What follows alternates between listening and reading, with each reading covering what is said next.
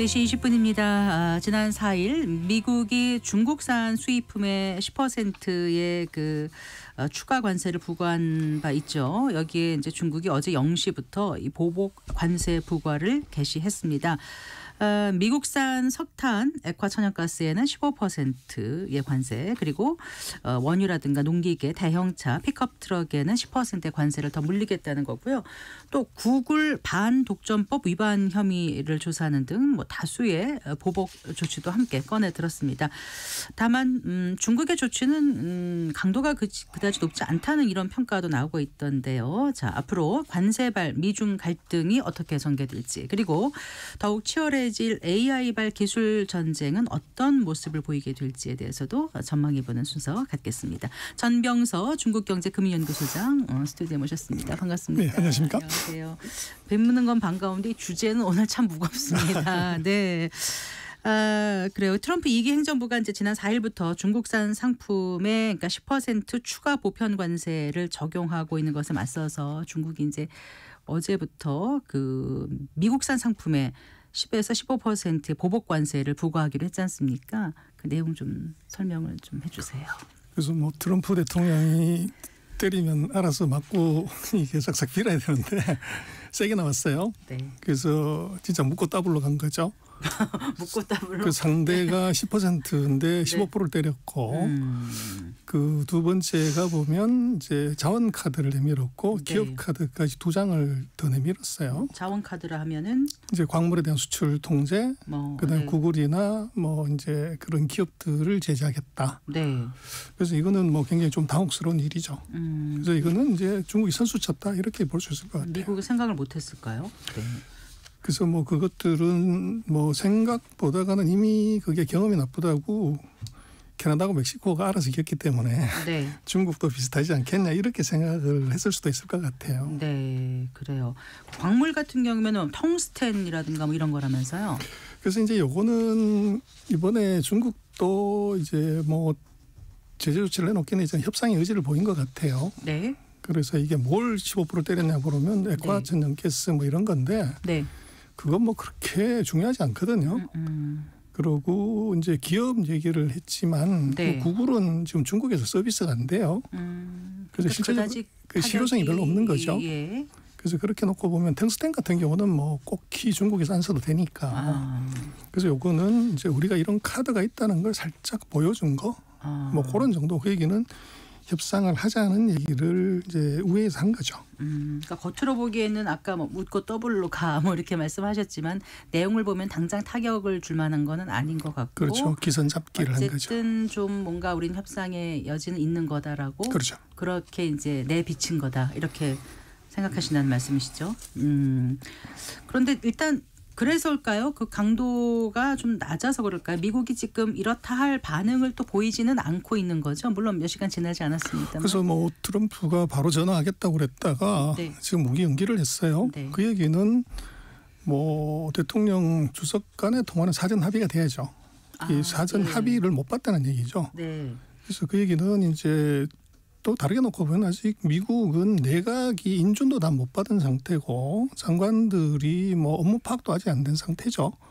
그러다 보니까 구체적인 대안을 바로 내기가 이게 캐나다나 멕시코처럼 이제 그렇게 하기 어려운 부분이 있는 것 같아요. 네. 그래서 그런 쪽도 같이 있는 것 같고 또 이게 지금 한번 거부를 했는데 중국이 받아들일 만한 제안을 못하면 더 세게 나오면 어떡하냐.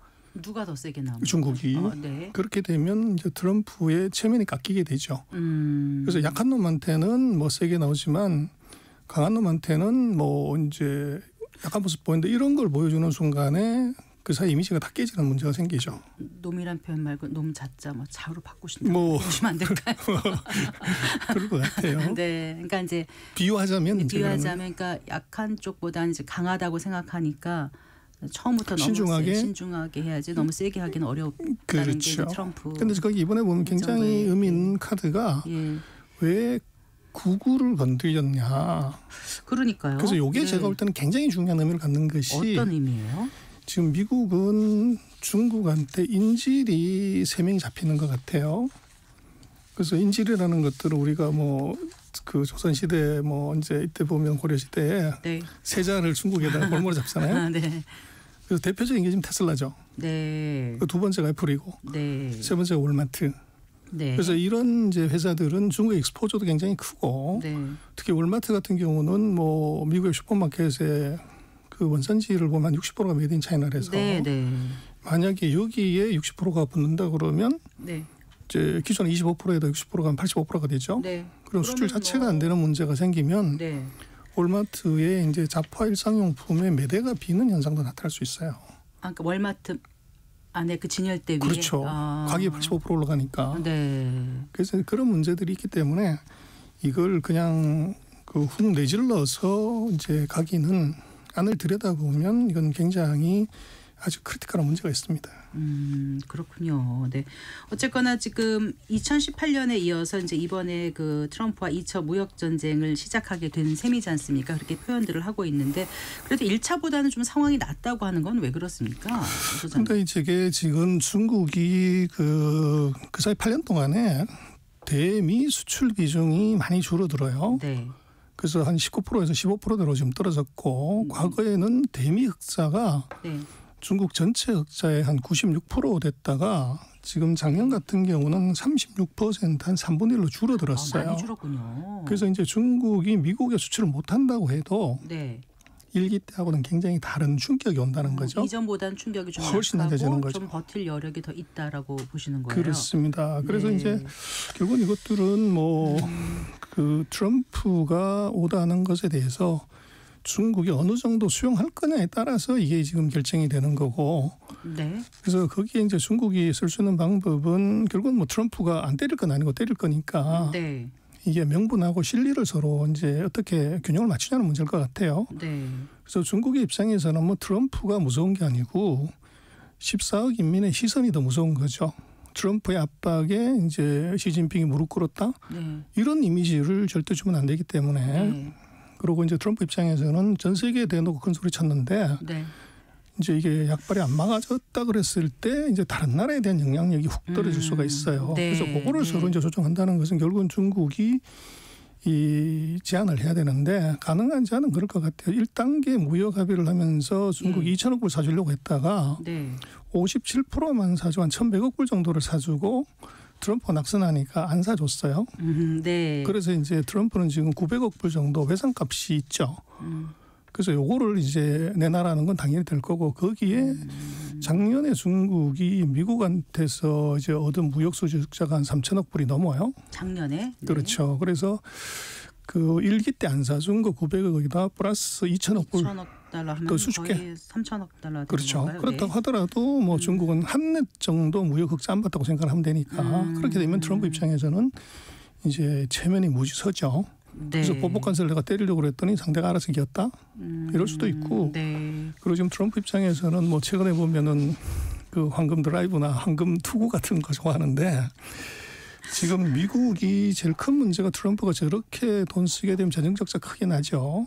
근데 문제는 이제 중국이 미국채를 3년 동안 계속 팔았어요. 네. 그래서 이제 그 과거 바탕으로 예를 들어서 보복 관세 문제들이 해결이 되면 우리가 국채를 다시 살게. 네. 뭐 이렇게 얘기할 수도 있고 예. 또 지금 트럼프로서는 이 중국 기업이 미국에 투자를 한다. 중국 기업이 미국에. 그렇죠. 예. 그렇게 되면 이건 굉장히 이제 그 의미 있는 게 될 수가 있죠. 그래서 2018년에 보면 미국과 중국이 서로 싸우는데 테슬라가 샹하이에다가 전기차 공장을 지었어요. 그래서 이제 테슬라가 거기 짓는 바람에 그때 이제 당서기가 지금 총리는 리창이었어요. 네. 리창이 무지 얼굴이 이제 섰고 체면이 섰고 봐라. 이제 이렇게 됐는데 거꾸로 지금 미중이 싸우는 과정에서 미국이 진짜 필요한 것은 배터리예요. 배터리. 근데 배터리에서 세계 최강은 우리가 아니고 중국이거든요. 네. 그래서 우리가 이제 미국에 투자를 함으로 인해서 보조금 받고 뭐 이런 우대 조치를 하듯이 이게 이제 보복 관세를 때리지 않는데 또 트럼프가 원하는 것이 팔려면은 미국에 공장을 지으라는 거잖아요. 네. 그래서 이게 중국도 내 말 듣고서 공장 짓는다. 이렇게 되면은 트럼프 네. 입장에서는 그 세 가지가 만약에 이 오파가 들어온다고 하면 이건 뭐 황금 드라이버나 황금 투구보다도 이건 월등히 더 좋은 이제 진짜 아부의 기술이 들어가는 거죠. 네, 그 일본 총리와 만나가지고 이제 아부 그런 표현이 그렇죠. 좀 나오던데요. 어쨌거나 이번 조치는 크게 아주 뭐 서로에게 타격을 입히는 건 아니지만 앞으로 명분과 실리를 찾는 그런 수싸움은 계속될 거라는 말씀이시고, 하지만 또 일부에서는 더 큰 무역 어떤 제한 이런 거에 좀 서곡일 수 있다, 우려를 해야 된다라고 계속 끊임없이 지적이 나오고 있는 거는 왜 그렇다고 그래서 보세요? 이제 초반전이니까요. 초반전이니까. 이제 1라운드니까 지난번 같은 경우도 4라운드까지 갔었거든요. 네. 그래서 아직 이제 3라운드가 최소한 남아 있다고 봐야죠. 알겠습니다. 이런 가운데 이제 트럼프 대통령이 모든 철강과 알루미늄에 이제 25% 관세를 부과하는 상호 관세 부과하겠다고 밝혔지 않습니까? 그러니까 미국이 전선을 전 세계로 확대하는 거, 이거는 크게 봐서 미중 어떤 무역 전쟁에서 미국 측에 어떻게 작용할 거라고 보세요, 근데 교수님? 이거는 조금 네. 광고성이 크고요. 전 세계를 상대한 게 아니고 네. 지금 미국이 한 1억 톤 정도 철강을 쓰는데 네.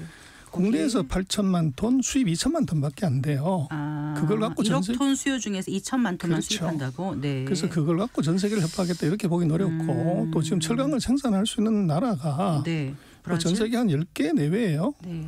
그러고 이제 거기서 많이 생산하는 놈이 그 미국으로 많이 수출하는 놈이 캐나다, 브라질, 멕시코, 한국, 베트남 이 순서예요. 네. 근데 이미 이제 캐나다하고 멕시코는 제재가 들어갔고 네. 그래서 우리가 한 280만 톤 정도 하는데 네. 우리가 사실은 문제가 되는 것이죠. 네. 이게 전 우리가 세계를- 일단 4위죠. 미국에 그렇죠. 수출하는. 네. 그래서 우리가 뭐 이제 이걸 어떻게 대처할 거냐 하는 것이 이제 문제고, 중국 같은 경우는 뭐 한 50만 톤밖에 되지 않기 때문에 네. 그 충격이 크지 않아요.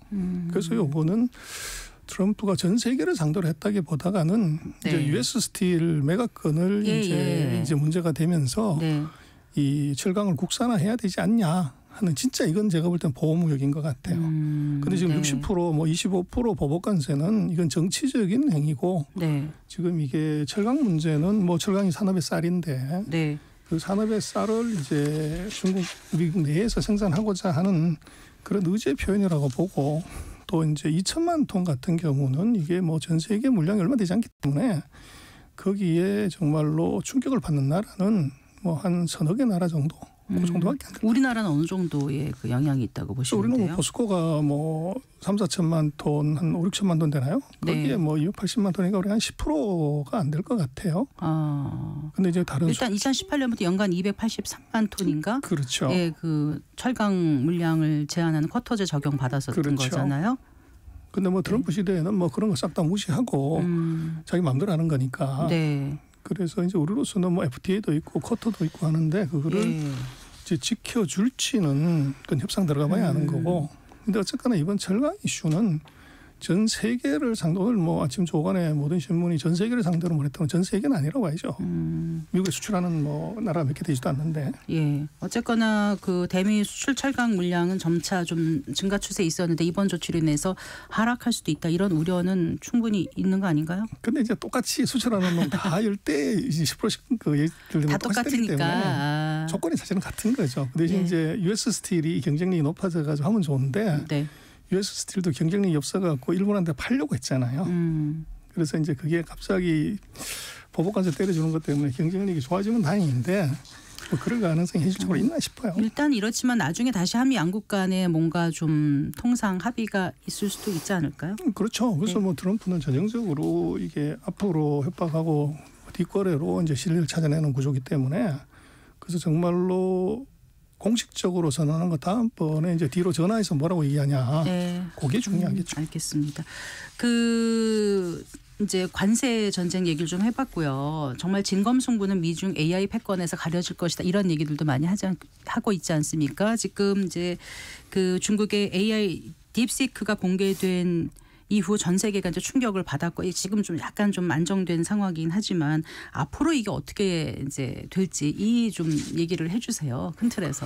그래서 이제 이거는 뭐 딥시크가 혁명을 한 거냐, 그건 아니에요. 그래서 아니라고 기존에 보세요? 있는 이제 기술 이걸 갖고서 그 저렴하게 만들어냈다는 거죠. 근데 그게 대단한 거 아닌가요? 10분의 1로요. 네. 근데 이거는 이제 결국은 이게 제재 역설입니다. 미국이 칩을 공급하지 않기 때문에 네. 이제 공지 여책으로 소프트웨어적으로 이제 알고리즘을 효율화시켜가지고 만든 거죠. 네. 그래서 요거는 뭐 엄청나다 그러지만 실제로 지금 중국 같은 경우는 딥시크 수준의 대형 언어 모델이 네. 13개나 있어요. 그 중에 하나예요. 네. 그런데 그 사이에 우리가 뭐 중국에 대해서 별 관심도 없고 중국 AI에 대해 관심이 없어서 그런데 전 세계의 그 AI를 개발하는 개발자들의 47%가 중국인입니다. 그리고 AI 특허 이거는 뭐 그 지금 생성 AI 같은 경우는 중국이 74%예요. 네. 그리고 뭐 이제 논문 같은 것들 봐도 2020년에 이미 중국이 세계 1등이에요. 그리고 중국에서 연간 대졸자 중에서 한 60% 정도가 이공계 학생들이라면서요. 그렇죠. 한 절반 정도가 이공계죠. 네. 그래서 이번에 어떻게 이제 딥시크가 저렇게 빨리 개발했냐면 실제적으로 지금 그 개발자들은 중국인데 중국인의 대결이죠. 그래서 이번에 딥시크는 해외에서 공부한 사람들은 국내파들이에요. 네. 근데 지금 전 세계 뭐 AI 개발자의 절반이 중국인이기 때문에 아주 오픈 AI가 실제로 실무에서 개발하는 사람은 중국 애들이라는 거죠. 그래서 그렇게 되면 실제로 지금 AI 전쟁은 중국인대 중국인의 경쟁 그렇게 봐야 되는 거죠. 오늘 언론에서 인터뷰하신 걸 봤는데 그 딥시크의 등장의 의미를 AI판 태무가 등장했다 이렇게 표현을 하시고 또 시칼 진공이다 이런 표현을 하셨는데 이건 어떤 의미였습니까? 그래서 이제 싸게 네. 이게 10분의 1 정도 되는 가격으로 공급을 했다. 근데 이제 성능은 쓸만하다는 거죠. 네. 그리고 연구원이 뭐 이제 빅테크들은 뭐 1,200~300명씩 연구원이 있는데 딥시크는 139명이에요. 네, 네. 10분의 1 정도 갖고서 이제 들어온 건데 그래서 결국은 이게 저가 모델의 강점이 여기서 끝나는 게 아니고 이게 오픈 소스를 지향을 해요. 네. 그래서 이게 누구나 그 프로그램 퍼가지고 자기가 모디파이 쓸 수 있게끔. 네. 그래서 최근 한 일주일 사이에 그 오픈 딥시크에 이 알고리즘을 베껴가지고 파생 모델이 3,000개 이상 지금 나왔어요. 네. 그리고 이제 어젠가를 보면 재미난 게 중국의 그런 파생 모델 중에서는 뭐 생성 AI가 돈 버는 회사가 하나도 없습니다. 돈이 몇천억 불씩 들어가기 때문에. 근데 드디어 이제 흑자내는 회사가 나온다는 거죠. 그래서 이 프로그램을 베껴다가 개인 비서를 이제 만들어주는 AI. 이런 걸 만들어서 예를 들면 1인당 뭐 60위안, 100위안 이제 이렇게 받는 거죠. 네. 그러다 보니까 이게 이제 돈 버는 수익 모델이 이제 수천 개가 나올 수 있는 그런 이제 상황이 벌어진 것 같아요. 네. 그럼 앞으로 미중 간의 AI 그 패권 전쟁은 어떤 식으로 양상을 띌 거라고 보시는 거예요? 지금 이제 생성형 AI는 중간 관계고요. 네. 이번에 그 젠슨왕이 얘기했던 것처럼 지금 생성형 AI 가지고 자를 만들고 이게 핸드폰 만드는 거 아니잖아요. 그래서 지금 피지컬 AI라고 하는 로봇에다가 심는 산업용 AI가 이게 진짜로 이제 경쟁이 될 것 같고. 인공지능 기술을 실제 물리적 환경에서 구현할 수 있는 거. 그게 그렇죠. 이제 피지컬 AI잖아요. 로봇한테 심는 거죠. 사람 같은 로봇. 그렇죠. 그래서 이번에 젠슨왕이 그 CS25에서 데리고 보여준 14개 로봇 중에서 6개가 중국산이에요. 그래서 이 정도로 애들 로봇이 잘하고 있고 또 지금 그 딥시크도 우리 궁극적인 목적은 무슨 생성형의 오픈 AI 우리 경쟁하려는 게 아니다. 그래서 이제 일반 지능 AGI를 우리가 하려고 하는 것이 목표고. 범용 인공지능. 그렇죠. 그런데 그걸 하는 과정에서 우리가 하다가 보니까 생성형 AI를 중간 단계로 만들었는데 이게 오픈 AI가 비슷하더라. 뭐 이런 식으로 그 양원펑 CEO가 얘기를 해요. 그래서 앞으로 경쟁은 지금 생성형 AI보다는 그 산업용 AI 또 범용 AGI 이 두 군데에서 지금 승부가 나죠. 근데 지금 두 군데 누가 더 잘하냐는 아직은 뭐 전혀 모르죠. 그렇군요. 그럼 앞으로 우리가 좀 더 주목해봐야 될 중국의 기술은 어떤 게 있어요, 소장님? 그래서 첫 번째는 로봇인데요. 지금 피지컬 AI의 전 단계 로봇은 아까 방금 말씀드린 것처럼 젠슨왕이 뽑은 세계 탑 14 중에서 거의 절반 가까운 6개가 중국이라는 것. 이거 굉장히 이제 심각하게 봐야 되고 두 번째로는 이제 우주 산업인 것 같아요. 그래서 지금 우리가 GPS를 미국 걸 쓰지만 중국은 전 세계를 커버하는 베이더 북도라고 하는 GPS 위성을 써요. 맞아요. 그래서 이게 지금 뭐 실력이고 그 궁극적으로 보면 지금 이번에 이태리 그 총리가 왔나 대통령이 왔을 때도 보면 달 뒷면에서 퍼온 흙을 선물로 줬어요. 그리고 이제 러시아, 프랑스한테도 이제 이걸 선물을 준 정도로 이게 달에 올라갈 수 있는 기술력이 우주죠. 이제 우주 쪽에서 기술력 이거 우리가 정말로 좀 심각하게 봐야죠. 그래서 우리 거 베낀 뭐 카피의 나라 이렇게 보는 것은 맞지 않는 것 같고요. 네. 중국의 무서운 기술력의 일치월장을 잘 지켜보고 우리가 어떻게 할 건지도 사실은 고민 많이 해야 될 것 같아요. 네. 이렇게 중국의 모습을 지켜보면서 좀 착잡하기도 하고 좀 걱정되기도 하고 그러거든요. 우리 기업들에게 시사하는 바가 어떤 거라고. 그래서 이번에 지금 오픈AI가 한국한테 굉장히 좋은 기회를 준 것 같아요. 딥시크가 준 한국의 어부지리는 얼마나 급했으면 오픈AI 회장이 하루 만에 한국을 쌩얼투만 바로 왔어요. 그렇죠. 네. 그리고 우리 이제 뭐 네카오를 만나고 반도체 회사를 만난 이유가 급했다는 거죠. 네. 그래서 세계 1등 하는 회사가 우리한테 손잡자고 하는 굉장히 좋은 기회고 네. 우리도 뭐 생성 AI가 되든 뭐 내일 개발해야 되는데 문제가 지금 칩이 없어요. 네. 그래서 뭐 1등 하는 회사가 2,000개도 없다는 건데 그래서 저는 여기에 지금 우리 하이닉스나 삼성이 HBM을 공급하기 때문에 네. 국가적으로 이거 레버리지를 걸 필요가 있다고 봐요. 우리 이거 할 HBM을 테니까 우리가 니들은 공급해 주는 대신에 우리한테 우선적으로 이거 가격이 어차피 똑같은 거니까 예. 그래서 우리는 GPU 칩을 빨리 확보하는 거를 우리가 잘하고 있는 HBM에 레버리지를 걸어서 국가적인 차원에서 이걸 확보할 필요가 있을 것 같아요. 알겠습니다. 네, 오늘 여기까지 듣겠습니다. 감사합니다. 네, 전병서 중국경제금융연구소장과 함께했습니다.